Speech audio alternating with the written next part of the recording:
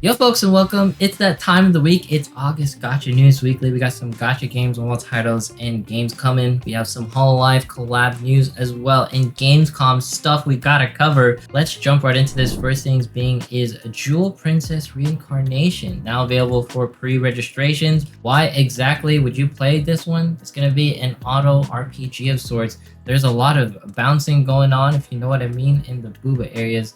There's also going to be a lot of voluptuous waifus that you can collect with this one. Look at how amazing all the waifus are. You play this, you like DMM games, I love the waifus. I know you guys like it. Next one is going to be Archland. It's going to be the same people who brought us Langrisser. So Langrisser is probably one of the best strategy RPGs to hit the dates, in my opinion, when it comes to gacha infos and all that stuff. So Archland has some pretty strong shoes to fill, or some pretty deep things to look into. That's going to be the gameplay right here. Honestly, it reminds me of Full Metal Alchemist, or those cute games with the Fire Emblem Hero strategy RPGs. That graphic right there looked absolutely amazing. Thank you to the person who recorded this. I'm really excited for this one. I hope it releases the way Counterside did, where it has like a PC client and all sorts of stuff. Langrisser got that treatment. So Zelon Games, or whoever's people from Langrisser team, they definitely know what they're doing, and I'm greatly looking forward to this one. Then we also have Re:Zero Infinity opening pre-registration on August 25th. It's going to be a mobile RPG card-based game. Just note, this is something like Slime Isekai Memories. The way it looks, maybe it plays a lot differently, but one thing I heard is that it is a little bit, copy-pasty from like the rumor mill as far as I can tell. But hey, it's gonna be a cool looking game. Let's see how it flows, this 3D card-based RPG. Then we have Quantum Maki that is now out for smartphones. If you didn't know, this is going to be a bullet hell game that anyone can try out on QApp if you have the ability to download QApp. And hey, it's going to also have Code Geass in there, so if you want to check it out for those portions, definitely a cool one to play if you can in the JP regions, of course. And then we have a Monster Hunter-like game, not Monster Hunter. Going to be known as Time to Hunt. So you're going to be roaming around these fields and I guess hunting some sort of Rathalos looking character. All you need to know is that this is probably going to be on TapTap. You can play it, should be downloadable. If you don't know what TapTap is, it's going to be one of those app stores that you can play and use in order to get exclusive betas and all that stuff. No real sponsor from them. I just want to talk about it. And it's going to be looking like a really cool game. It's Time to Hunt one. Then we have Kart Rider by Nexon pre-registrations. I don't know if I want to play this because by Nexon, but hey, it's just some news that I want to cover, alright? Then we have Dragon Tail. This is going to be a pet MMORPG. Not doing that well when it comes to the reviews, but hey, if you want something a little bit different on your MMORPGs, you don't want to be like that cool looking waifu or that menacing husbando that destroys everything. You want a pet that does all the work for you, then hey, Dragon Tail is something that you can definitely play and look forward to.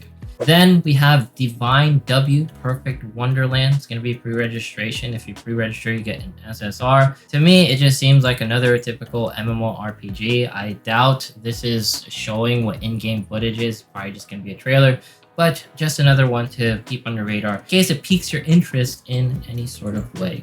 Then we have Eternal Tree right here. Now, the only difference between this release compared to the previous ones is this is going to be available in Taiwan and Hong Kong. So in case you had any issues accessing the JP launch of the game, now it's going to be more freely available. It's probably going to be on TapTap. And if you're wondering what the gameplay is like, it's going to be something like Grand Blue. So it's going to be fairly in-depth. There's going to be crazy boss fights and all sorts of things ongoing.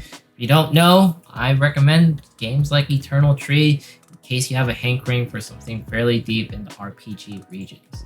Then we have Arcana Twilight. Now this is going to be a concept card story RPG with 6 charming husbandos. So I just want to talk about this because I think all the husbandos look pretty cool in this one, and you could always use more husbando games. I believe this is going to be one of the 2 that I'm going to be talking about. It looks really nice. Feel free to check it out in case you like what you're seeing. I know, it looks pretty good in my opinion. And then we have Succubus Idol. Now this is only going to be out in Australia, Indonesia, and Malaysia. It's going to be a soft launch, but in case you wanted to be a succubus and idle around, usually I play these games for maybe a couple of hours while I'm bored, see how far I get. but it has decent graphics. It has a waifu in it, so it's a little bit different from your typical idol RPG, I guess, in that front. And we have Phantom Blade Executioners. Yes, it's available on TapTap. I keep talking about them. Why? Just because they have awesome games on their store. All right, Google Play, fix your stuff. Anyways, you can play this right now. Anyone can play it. It's not an exclusive beta. It's in early access. So feel free to check it out. It's definitely one of the better games of 2022 that you can play, in my opinion, especially for a 2D action side scroller. I have high regards for it. Then we have events rolling around. Biggest stuff. Hololive Collab is now here for Bang Dream, or it should be. It's going to be releasing August 26th. By the time this video is out, it's already happening. And here are going to be the special people who's going to be in the collabs. We have Sora-san right here in the flesh. And then we also have Fubuki-san and Aqua-san. I believe I'm getting all the names right. If not, feel free to correct me down in the comments. But anyways, we also have the gameplays right here with Fubuki-san absolutely crushing it. This is going to be a look at the Bang Dream rhythm-based style ongoing and playing. All that you need to know is that you're going to be getting some exclusive skins, I believe, and some outfits for all the Hololive JP characters that's going to be participating in this collab. Now, here's going to be a proper collab for VTuber group. This is going to be Compass Live and Nijisanji's Kuzaha. Alright, if you haven't heard of Kuzaha, it doesn't matter. He's one of like the biggest husbando streamers when it comes to like the VTubing groups. Look at this collab. He's actually dancing. This is like his actual song playing. I am flabbergasted that this is happening for a collab because no other VTuber group has had like a 3D model getting their own songs and them performing it within the game like this. And not to mention, they're also going to be getting exclusive outfits. So hey, this is the way to do a proper VTuber collab, in my opinion, and hopefully Hololive gets the same treatment. But yes, there is going to be a 3D collab in the Hololive space, but it's not going to be on your phone. It's going to be Phantasy Star Online 2 New Genesis. We have Fubuki-san, Kageyama Shien, and Ninomai Inanis, or Ina-san is going to be available within Phantasy Star Online 2. Honestly, this looks really great. These skins, all you have to do is, I guess, participate in the events however way you can, and you get an exclusive skin so you can be a Takodachi and praise Ina-san for all of her glory, or whichever waifu that you want to, or husbando you vibe with. This is really cool because Phantasy Star Online 2 is going to be one of the best, I guess, anime online RPGs that you can play right now, or anime RPGs in my opinion. So for them to get this sort of collab, I think this is a proper one. Too bad it's not on our mobile devices. Maybe one day Phantasy Star Online 2 will be. Then we also have Uma Musume celebrating its 1.5 anniversary. It's going to be the Gaze on Me campaign. Just a couple things with the 1.5 anniversary. Yes, there's going to be free polls. It's going to get your super amazing side games treatment on that front. But there's some issues with like some statuses or something. There's some controversy. You can read it on the Reddits. I just want to let you guys know. Going through some growing pains with Mamisume. But just note, this is a high revenue earner and hopefully it comes to global. I know you guys are always looking for information on this one. It's definitely one of the best idle horse racing games that you can definitely play on the markets in case you want to play it on the JPs because it's not region-wide, just in case you guys are wondering. Then we have Makai Wars is going to be shutting down October 21st. Just note, this is not this guy RPG. It's not the one that Voltron publishes, in case you're wondering. It's going to be an entirely different game. Sad to see this one sort of go. But it was out for a couple of years, I think, so it did well for what it could while it could. Then we also have Tower of Fantasy hitting 10 million downloads and also announcing the new character, Frigg. She's going to be releasing September 1st. If you're wondering about her viability, it's pretty darn high. She is a core team that anyone can use in Ice Elemental. Her main function is going to be as a DPS, and her combat looks smooth as butter. Just note, these are skins within the game, so it's not fair to say she's a hero or anything, but she makes everything using that sword looking real cool in my opinion. Then we have the release dates of future stuff, Ruby, and then Saki, Lin, Lyra, Tian Long. And here's a look at tier list. I grabbed this from FG's video, so in case you're wondering, is this familiar? Yeah, shout out to FG. Check out his stuff on Tower of Fantasy and all the gacha related content. Then we got Tower of Fantasy 2.0 with a new desert region. This was actually announced within Gamescom. It's kind of interesting how Tower of Fantasy has desert content when Genshin 3.0 also has desert content. I love this sense of competition that is flowing.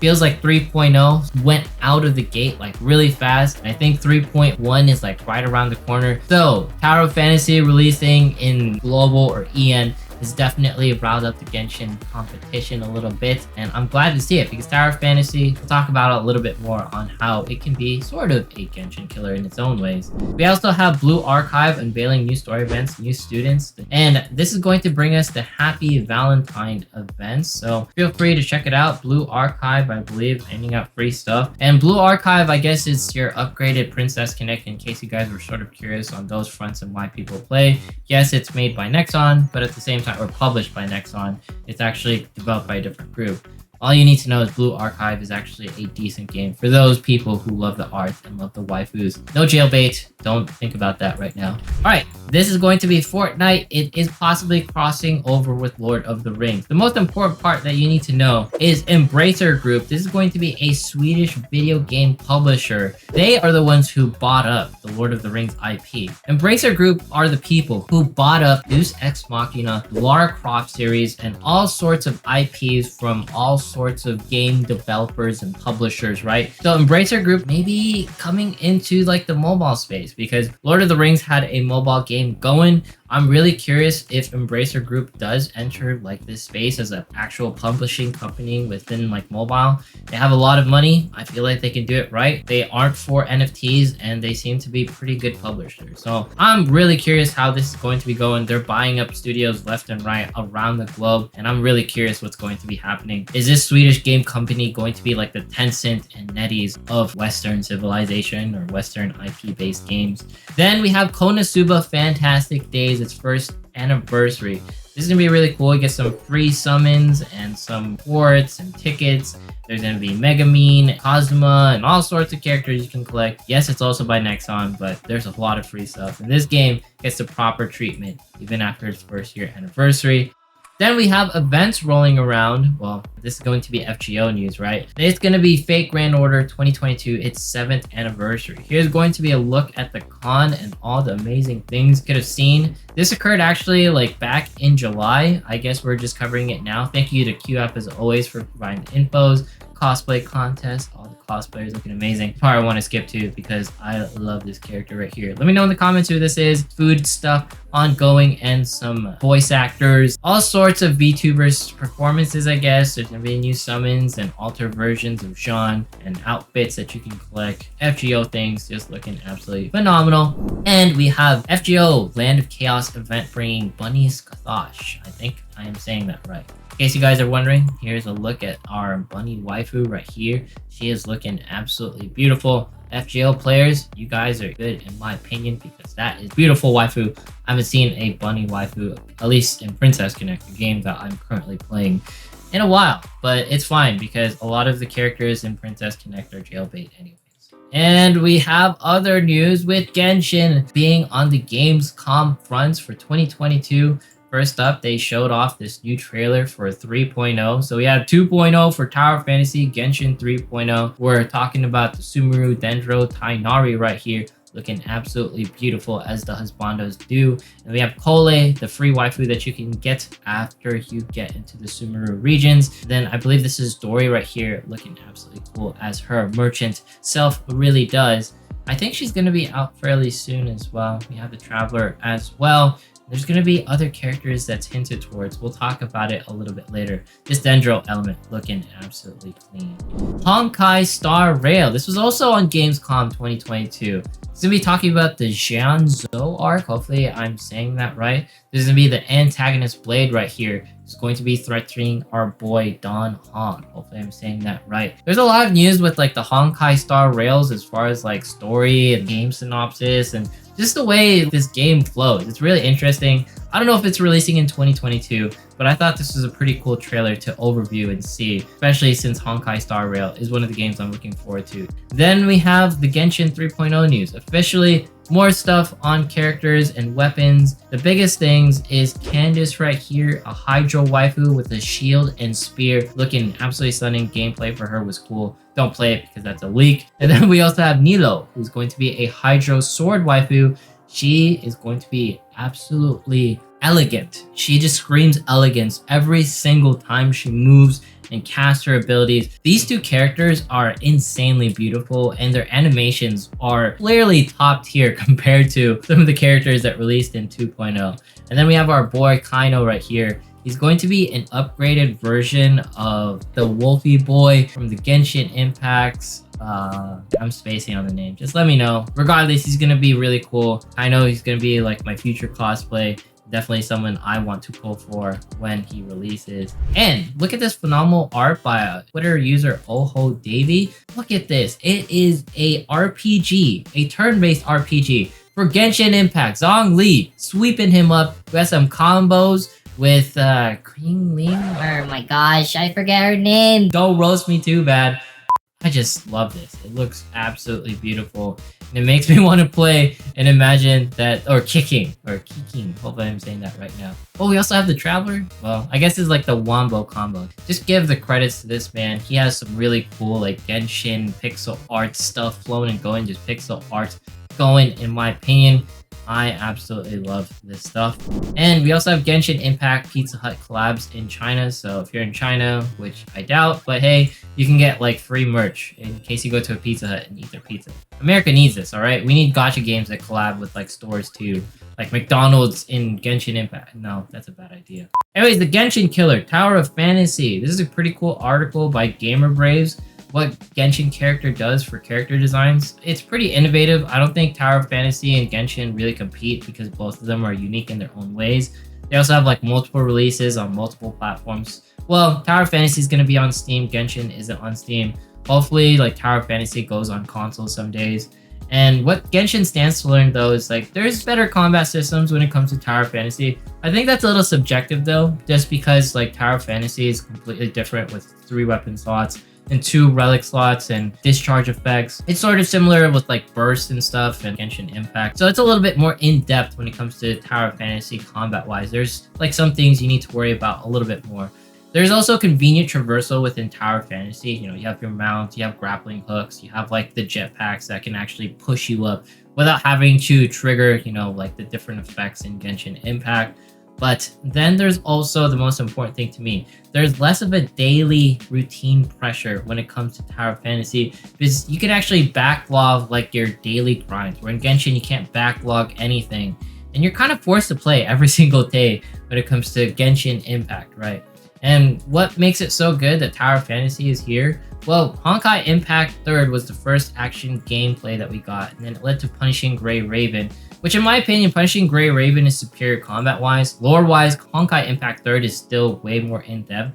And I would say the story in Genshin Impact, while it's not amazing, it's definitely well thought out and much better than Tower of Fantasy. Tower of Fantasy story, I have no idea what's going on. Genshin Impact, you know, there's a Traveler, you sort of know what's going on. Voice actors are iconic, and there's a lot of drama and marketing always constantly flowing. But these Genshin killers are mostly there to make Genshin Impact a better game, in my opinion. Hopefully, more quality of life stuff happens to Genshin, which it desperately needs, and also needs to treat its player base with a little bit more respect when it comes to anniversaries and stuff, right? Then we have Honkai Impact 3rd Stream Euphony event. It's going to be occurring August 27th.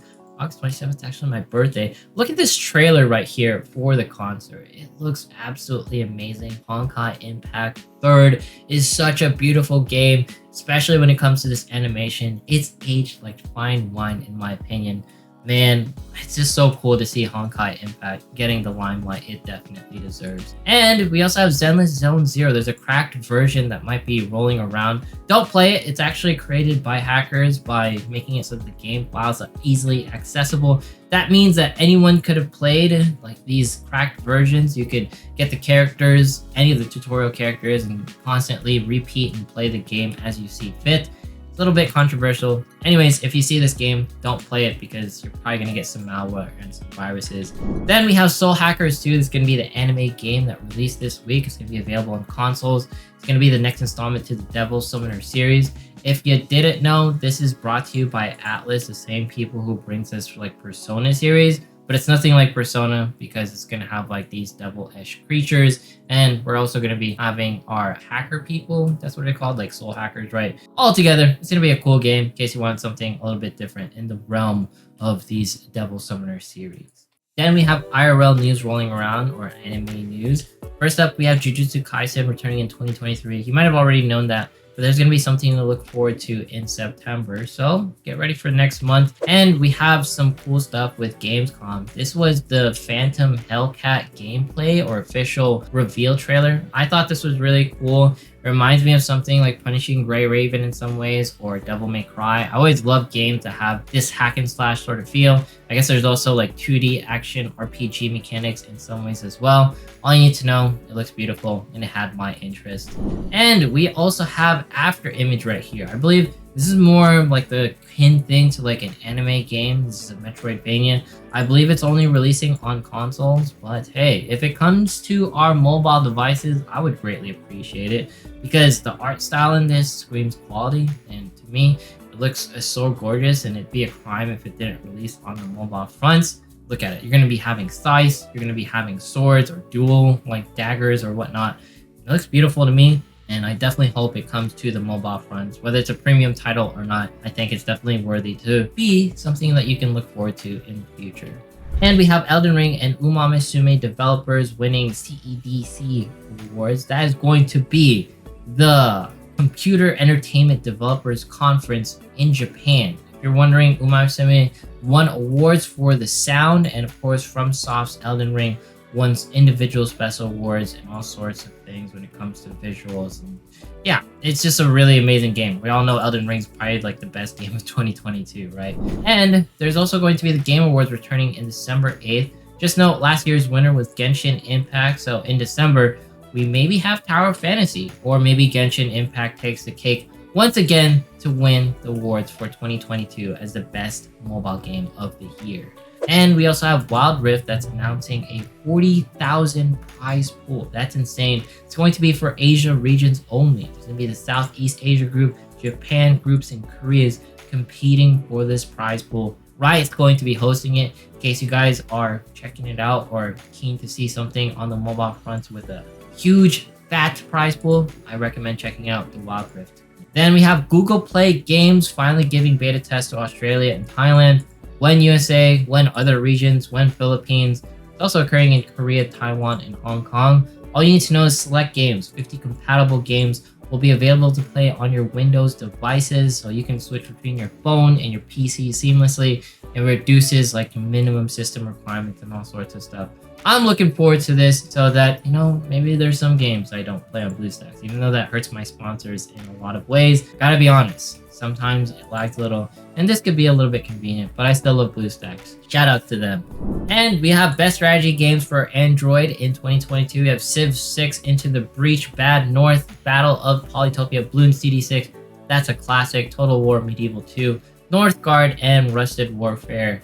Engage Your Brain. In my opinion, my favorite one right now, if I were to think about it, maybe Langrisser, because that one is really cool for a strategy RPG, or the Full Metal Alchemist one that just released.